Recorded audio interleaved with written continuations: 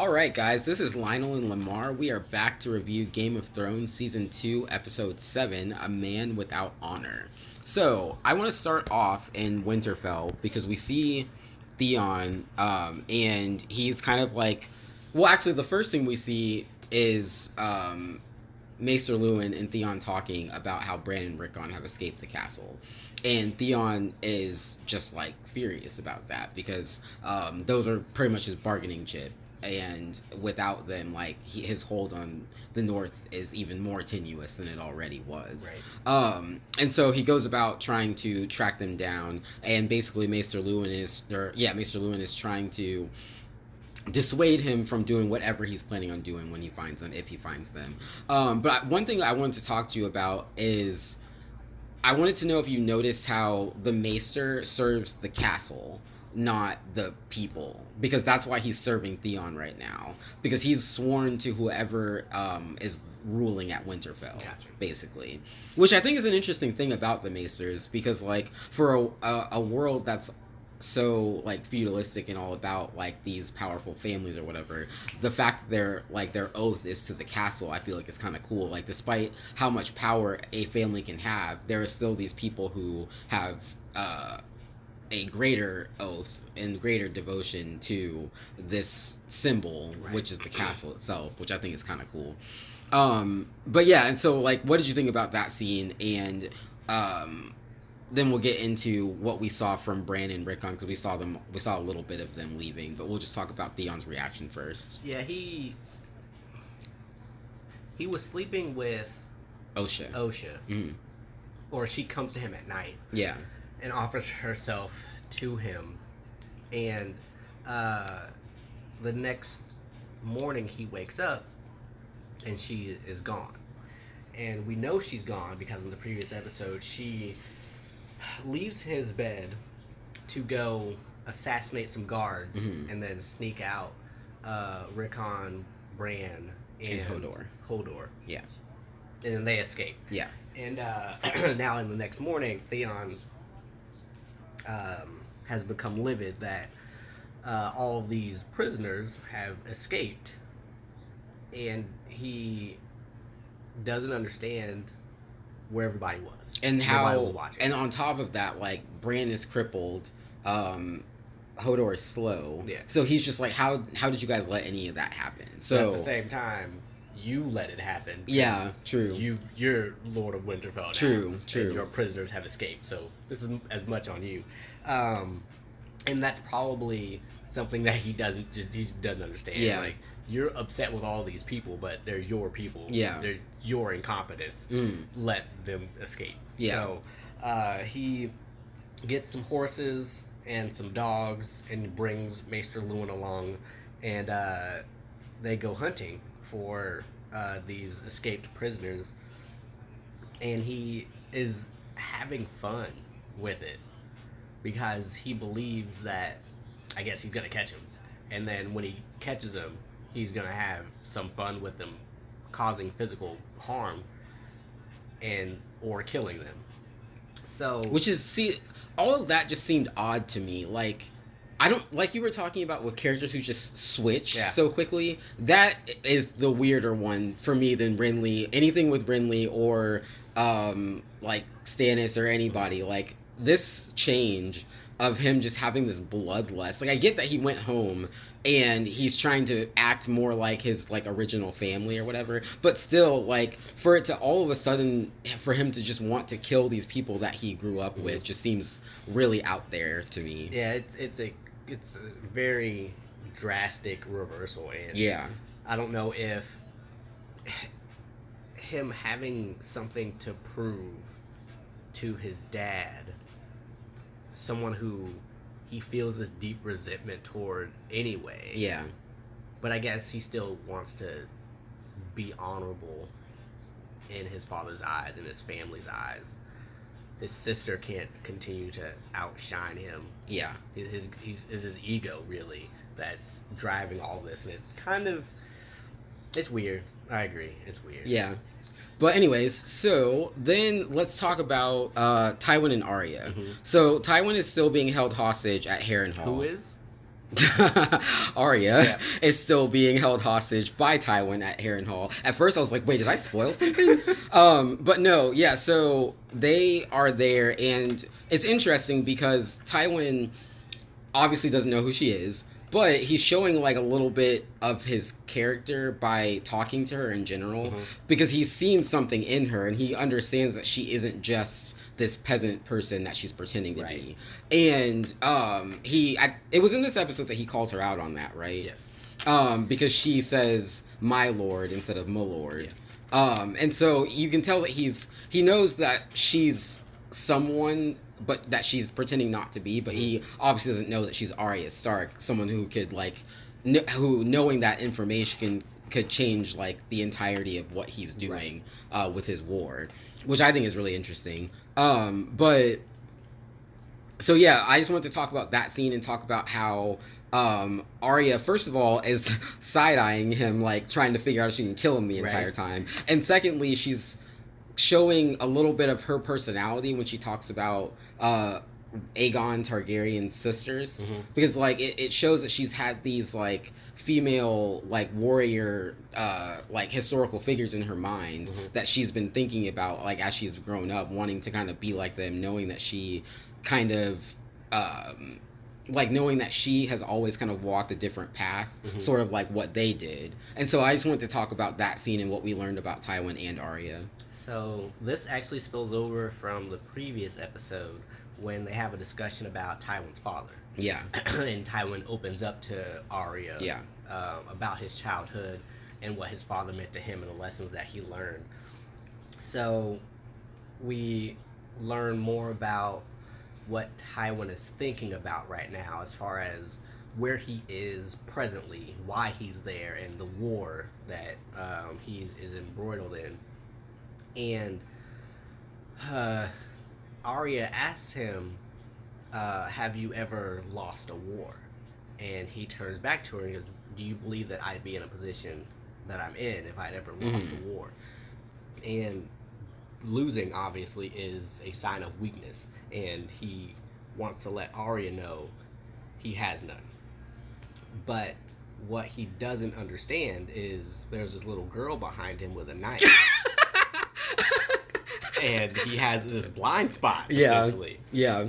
That's really funny. That is his weakness, and that's him trusting that not everyone is out to kill him if Yeah. they're in the room with him. Yeah. Like, he's on edge right now because he believes that that assassin's dart was Mm. for him. Yeah. Yet he's let his guard down around some random person. Yeah. Because he's underestimated her and is continuing to underestimate her. Um, so the history lesson that he begins to teach Arya, that turns into Arya teaching him, is about the castle Mm. and why it was built and the masses that could potentially come up against this castle and all be felled. And he talks about Aeron Targaryen. Yeah. Aegon Targaryen. Aegon Targaryen, thank you. And he briefly talks about the dragon that he rode on. Well, Arya then goes into, as you were explaining, that it wasn't just Aegon. It was also his sisters. Yeah. And they also rode dragons. And they all helped in this battle to take over the realms at one point. And Tywin says something to the effect of, "Yeah, I think I knew that when I was a kid." And then she keeps going. And then he becomes amazed at her knowledge base with this history of the realms, and starts to ask, why do you know this? Who'd you learn it from? And she continues to say, "I learned it from my father."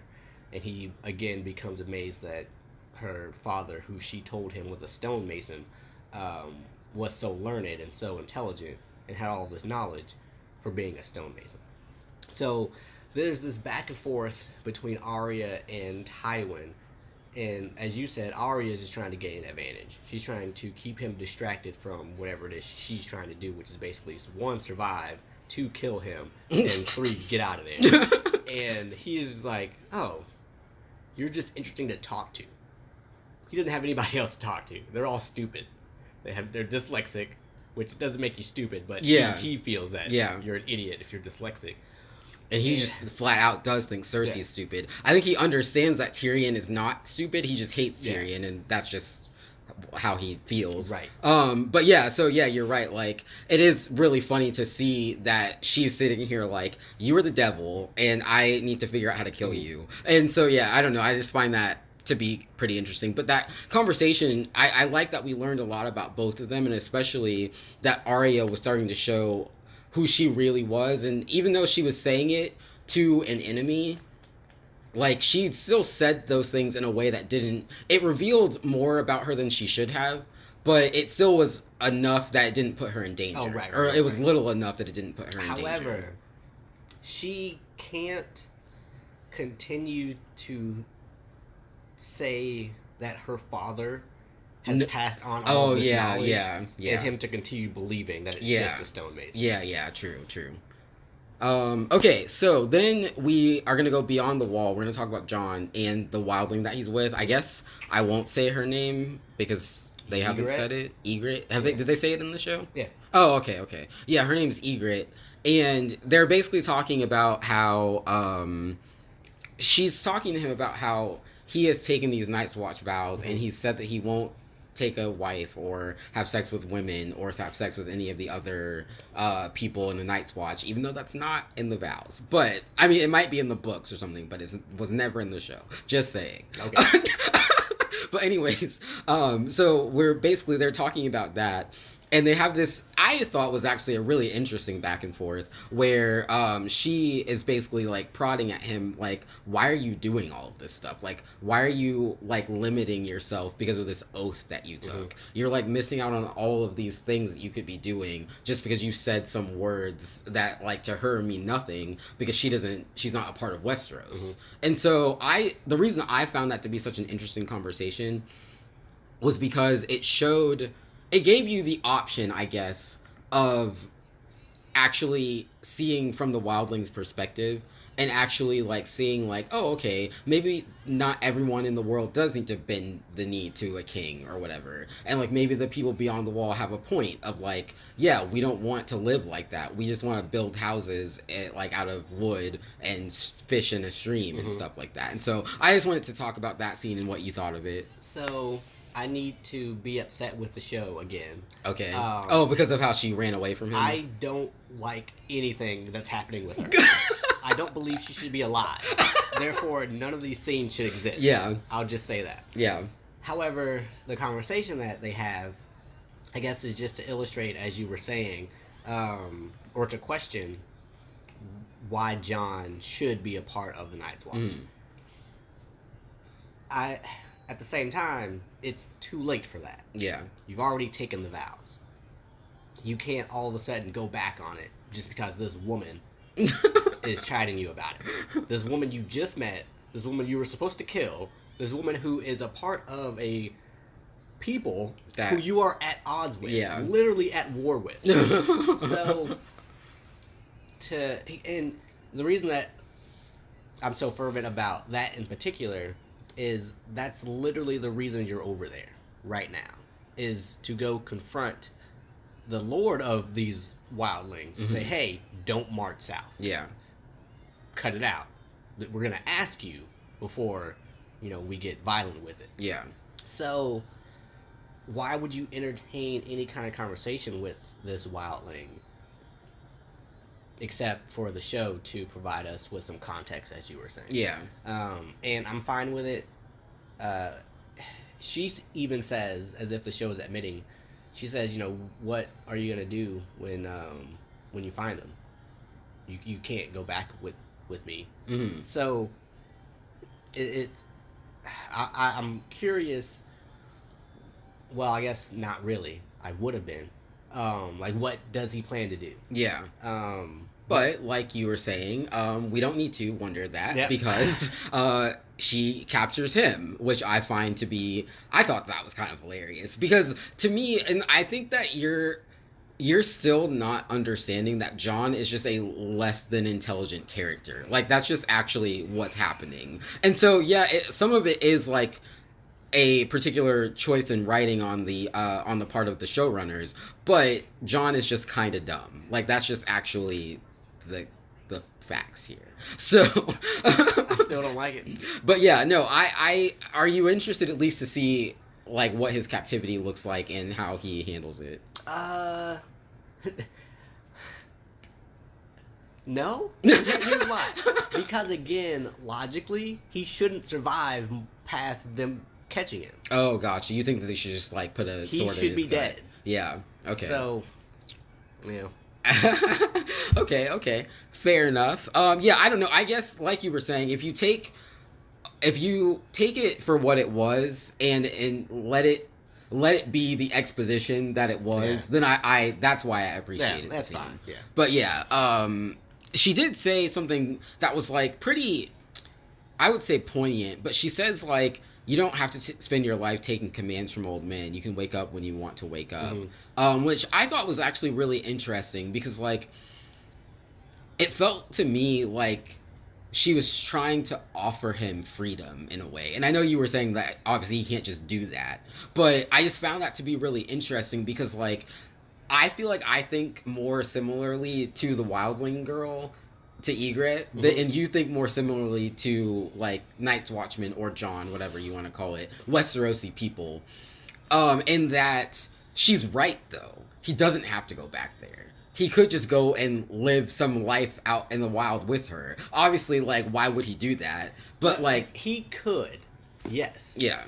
He could go back to the wall and murder a bunch of people. He could do a lot of things, but that's not how it works. No, all I'm saying, my whole point is for the wildlings, that is how it works, and that's exactly why the Westerosi hate them. So, I guess, and again, this is a different viewpoint. From John's perspective, or how, well, let's not say John. From the Night's Watchman's perspective, who is she to say what they can or can't do? But from her perspective, exactly. Who are these kings to say that they can do anything, any of the things that they're doing? That's what she's saying, and that's what the entire wildling culture believes. Right, and it's anarchy. It is anarchy. Okay, yes. Okay, Oh, fine. for sure. Okay. Yeah. And that's what I'm saying. Like, as far as like in practice, in real life, I don't know if like being a wildling is the best option. Oh, fair enough. But all I'm saying is like I really like the point that they make. Oh, introducing the concept of choice. Yeah, sure. Pretty much. Okay, so let's go to King's Landing. So in King's Landing, we see the first thing we see is Sansa, and she's waking up from a nightmare. Yep.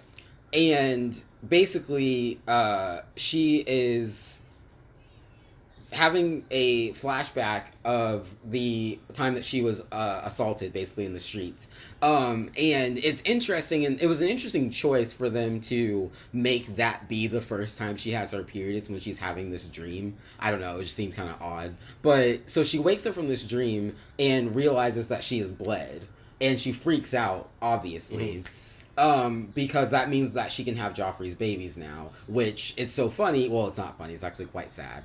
That was all she wanted, and Cersei brings that up later, but that was all she had wanted. And now the sheer fact that it's a possibility physically is terrifying to her. Yeah. And I just I find that to be interesting that the show was able to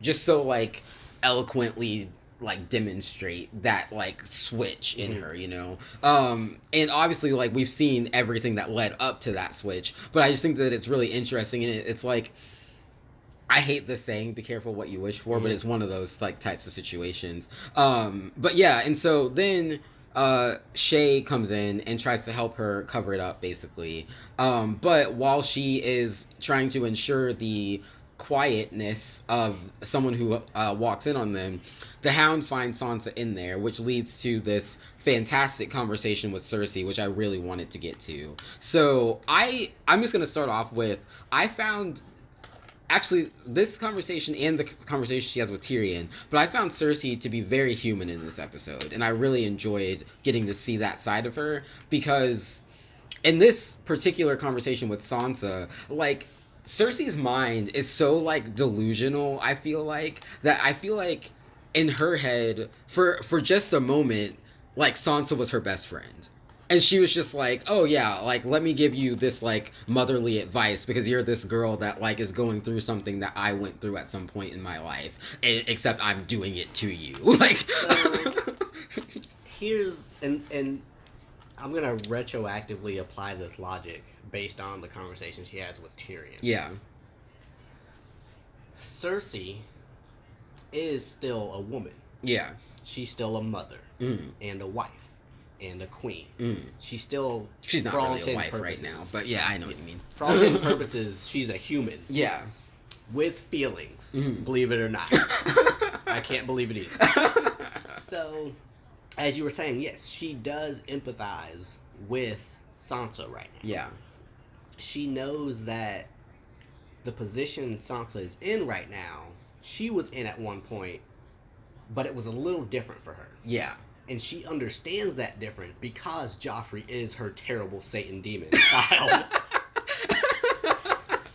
And she even admits that to Sansa in not so many words. But do you, and I, sorry to interrupt, but like, do you think that she thinks the only difference is Joffrey, or if she thinks that her family is the difference? Because like, her position with Robert and his family was night and day, not even outside of Joffrey. Like, the Lannisters are just kind of way worse than the Baratheons in general. So do you think that she has that awareness of that she's part of that problem too?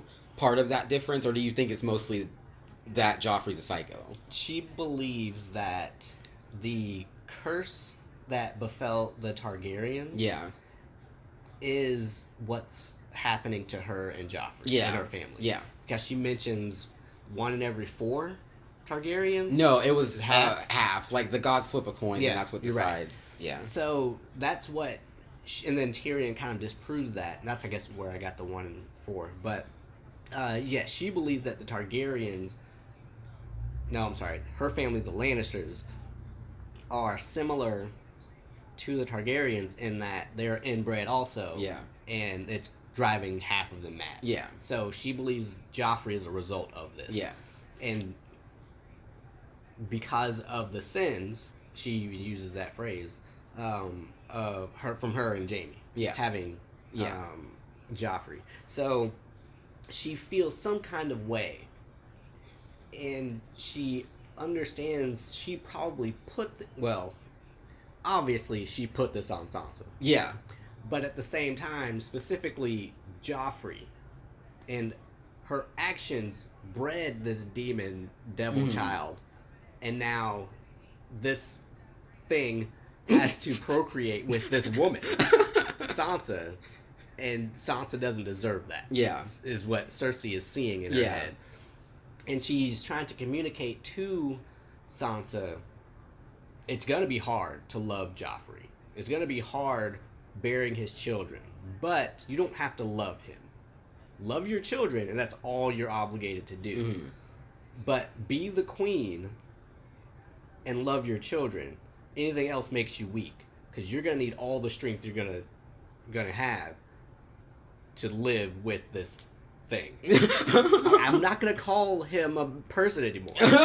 So, yeah, you talked about the humanity of Cersei, and as we were watching the show, you mentioned, and I agree, all of the Lannisters, well, Jaime and Cersei, both showed a lot of humanity. However, Jaime's was kind of Yeah, it was two-faced. Underhanded. Yeah. It was, he undercut it quickly. Very quickly. Yeah. But there were glimpses of souls in their Yeah. eyes, which I appreciated, especially from Cersei, especially from the second conversation. Yeah, and speaking of the second conversation, let's talk about that one. So, I want to talk a little bit about the Targaryens, actually, and how they were used in this, in the context of this conversation. So, were you, like, completely aware that the Targaryens, were an incestuous family? No, I didn't know that until literally just now. Oh, okay, because I think it was brought up at one point in one other time in the show, like up until this point. But they glossed over it like really quick, and so I just never mentioned it again. But yeah, for the Targaryens though, it was actually like family tradition like sort of thing. Like it was what you were talking about what you thought Cersei and Jaime were doing. That was what the Targaryens actually did believe, and they actually practiced. And so they were inbred on like so many levels, and so like they're the people that they were producing, if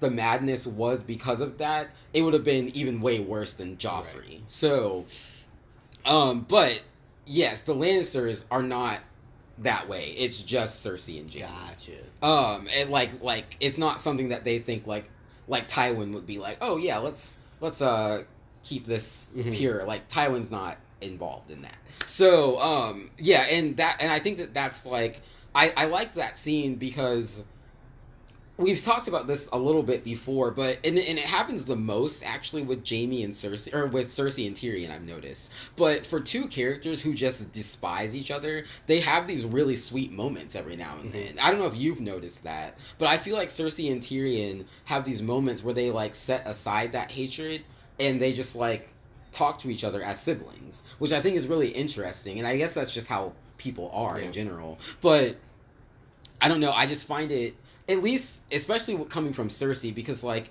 I don't think Tyrion really hates Cersei. I think Tyrion just responds to her hatred of him. Right. Yeah. But yeah, it's interesting when she gets teary with him and when she like looks to him for consolation, even though I'm like, Cersei, why do you think you deserve consolation from him? You treat him so horribly. I don't get it. But anyways, it's still just interesting to see that happen. And because of exactly what you said, these people are still humans. They're just some of the worst kinds of humans.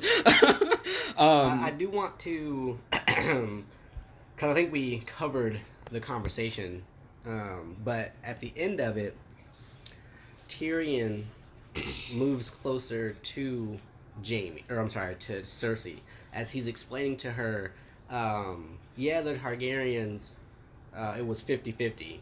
One of them was going to go crazy. Yeah. But you survived.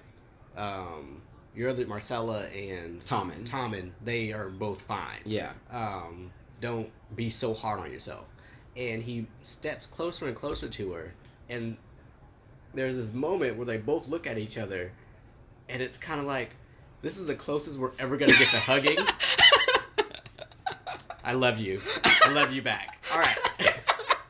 That's what that was. It really was though. It was like, this is the closest like that we can get to being like actually siblings. Yeah. And now we're going to go and pretend that love doesn't exist and that only hatred is real. I did appreciate I appreciate it. No, I liked that too. And it's funny because like you could just see like, I feel like you could see, I don't know if I would call it guilt or remorse necessarily, but you could see like that Cersei understood the position she was in, and that was that she's with this person that she treats terribly, and she understood that she was being vulnerable to that person, and like I just felt like I could see like all kinds of emotions in her eyes. And she was like, yes, I am being vulnerable around this person who doesn't deserve to treat me as well as he is right now. Yeah. But he is, and I can't take that either. Yeah. So, yeah. No, I know what you mean.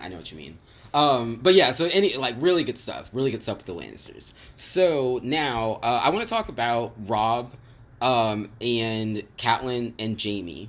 So we see Robb talking to the Lannister cousin. And he's talking about the peace terms that were given to Cersei and how Cersei basically just ripped them up. Right.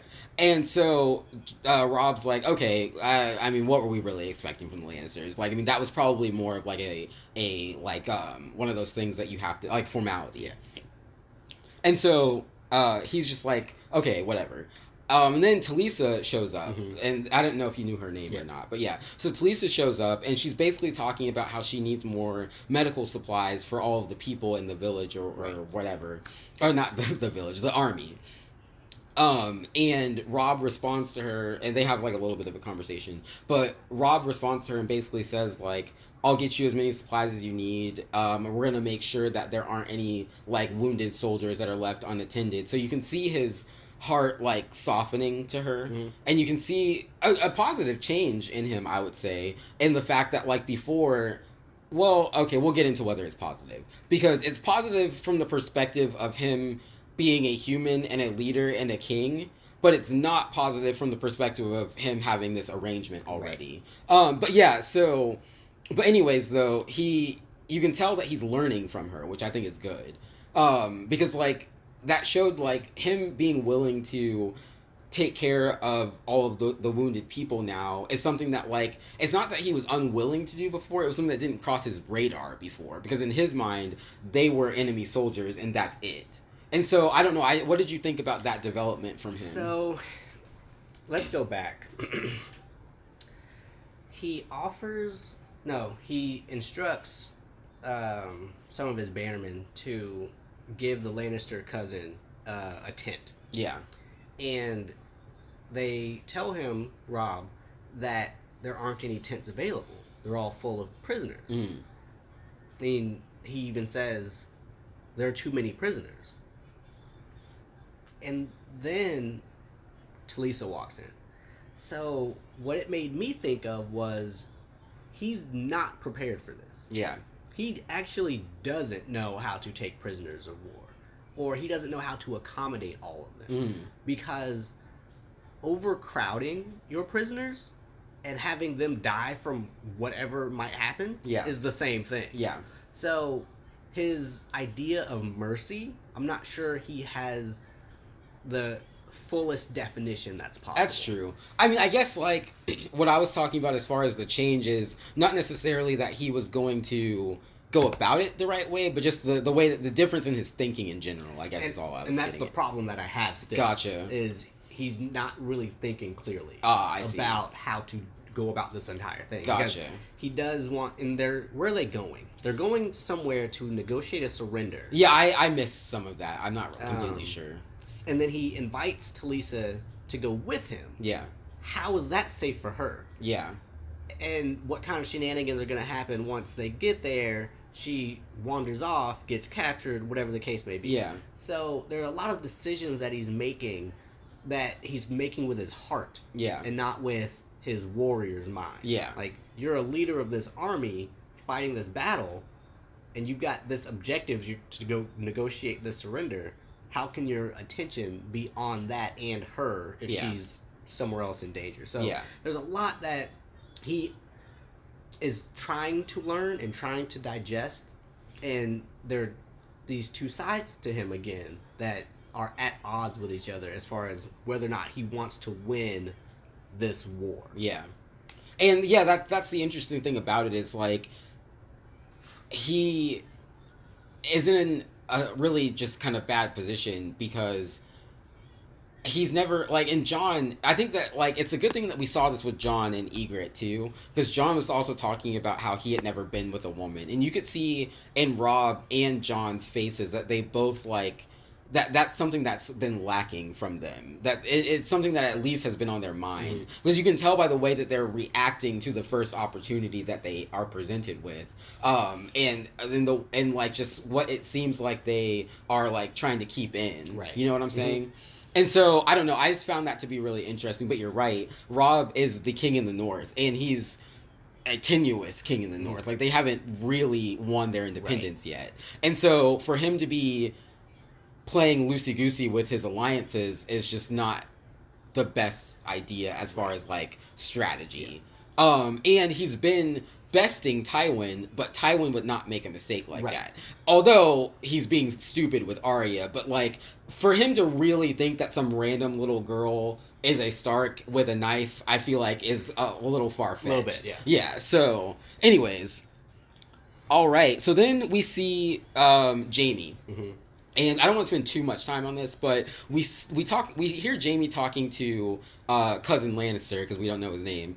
They might have said his name, but I don't remember what it was. And we see them, the two of them talking in the cell. And I'm glad that you picked up on that boy's fate pretty quickly. But it's funny because Jaime actually says some pretty like poignant things. Like I didn't remember that speech that he gave about Barristan Selmy, but it was actually really cool. It was like poetic. He was talking about how Barristan Selmy was a painter who only painted with red, Mm-hmm. and what else did he say? He was like that squiring for him was like living in a dream and then realizing that the dream was more real than your actual life. And I was like, whoa, Yeah. Jaime, you're super deep. Like, if you weren't having sex with your sister, weren't a murderer, and weren't just like crazy, you'd be a pretty hot date probably. Like, we could have some intellectual, like, deep conversations. He has another monologue like that when he's talking to Rob. Yeah, yeah. Wolf. So yeah, he's a very intelligent and well-spoken person in general. Yeah, but it's just like this was one episode, yeah, where like he felt more evil to me than Cersei. Like sometimes do you get that vibe from Jaime? Yeah. You find it okay? Gotcha. I had always thought Cersei was a little bit worse, but I don't know. I think it may be because, for the most part, Jaime doesn't have a reason to say or do the things that he's doing. Cersei at least wants Joffrey on the throne. Yeah, so well, he pushed Bran out of the window to protect the secret about Joffrey. Okay. So it's the same motivation that Cersei has. No, it's not. It's protecting their children's. She didn't do that though.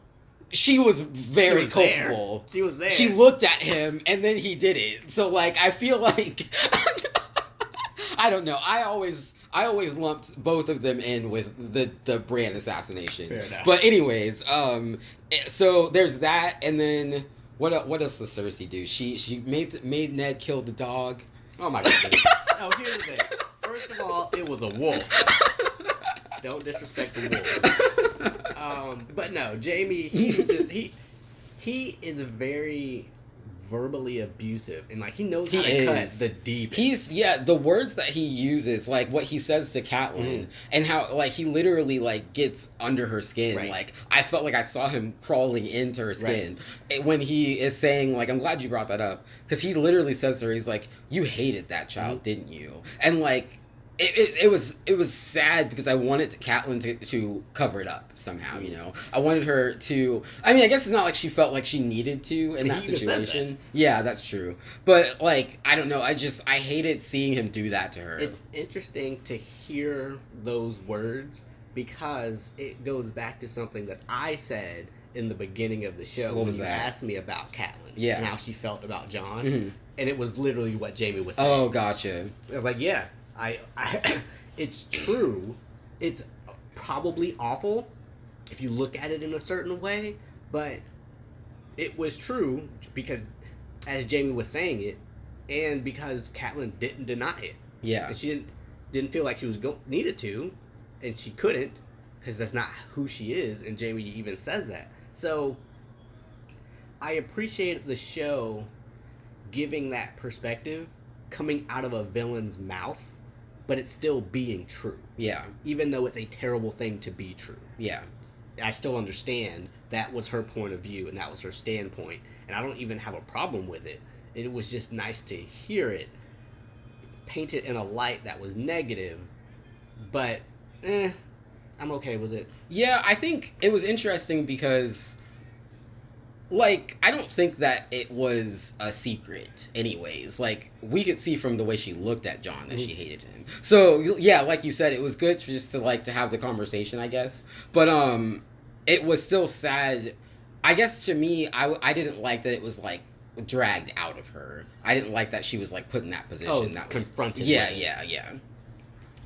And then so we're going to go to Daenerys.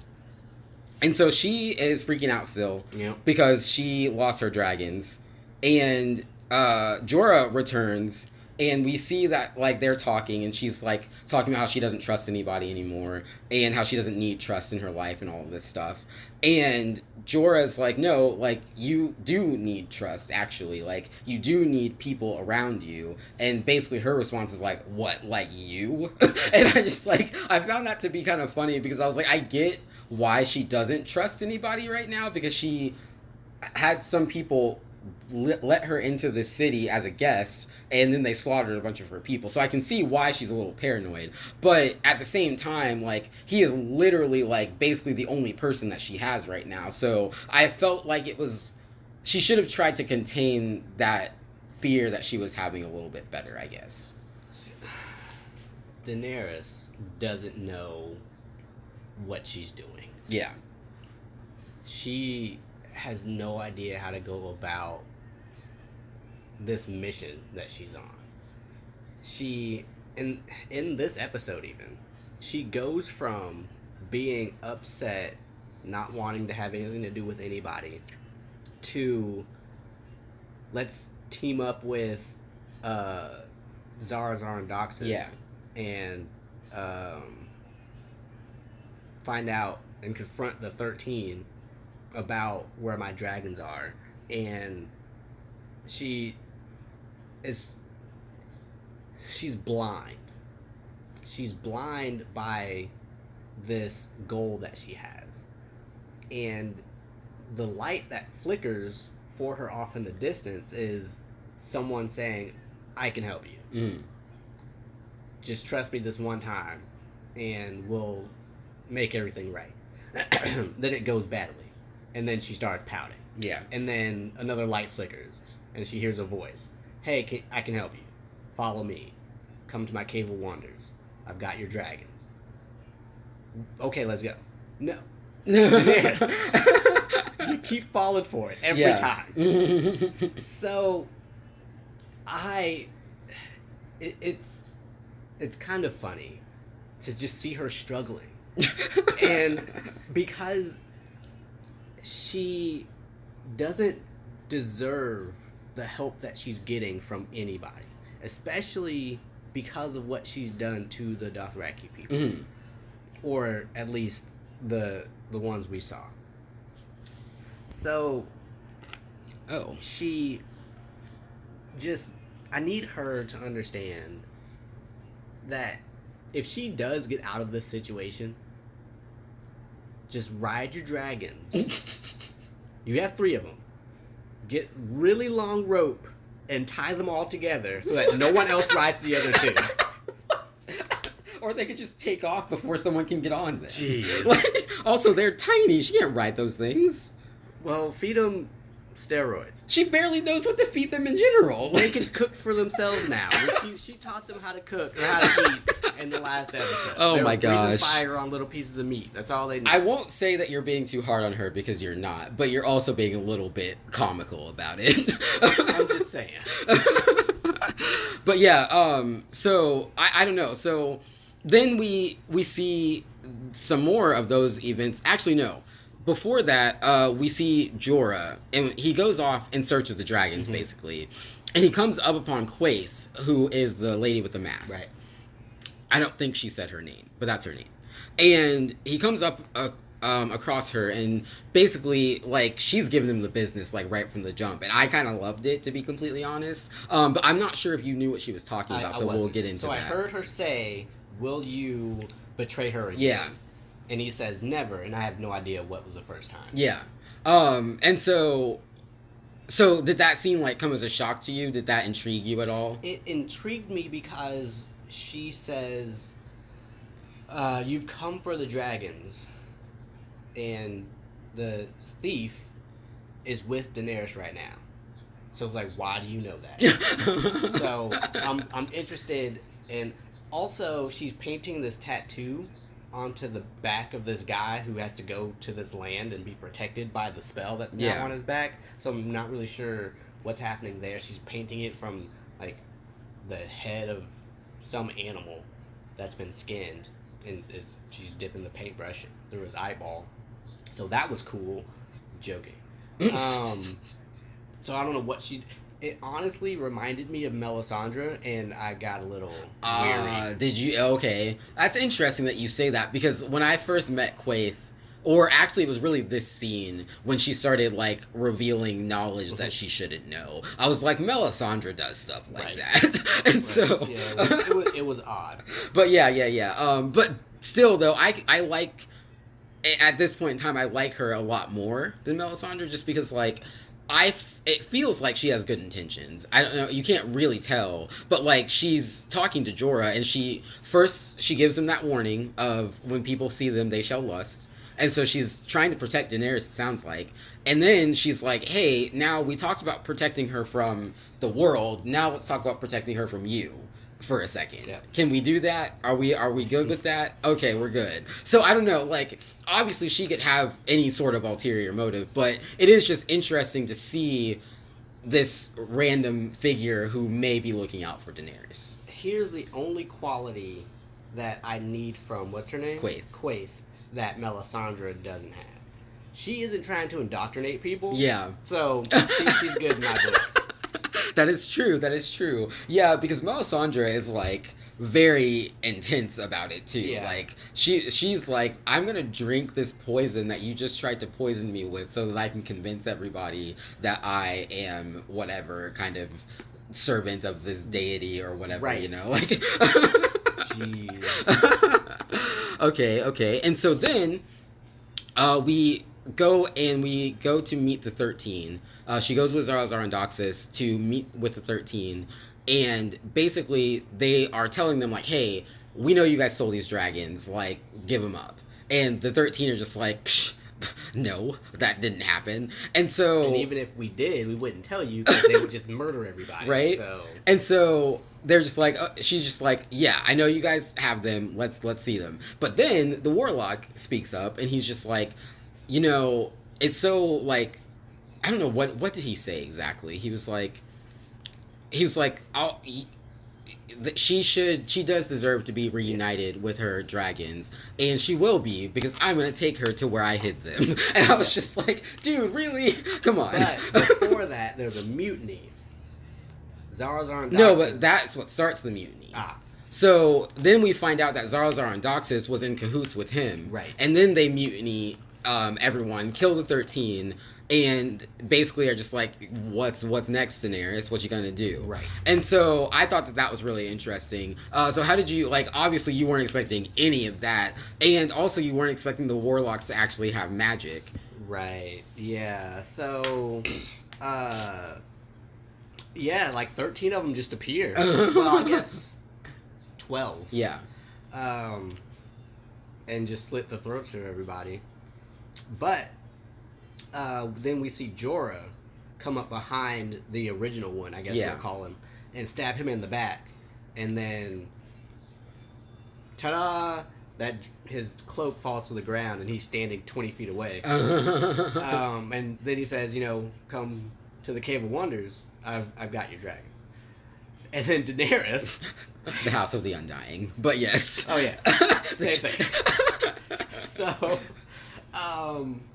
Daenerys is standing there like, wait.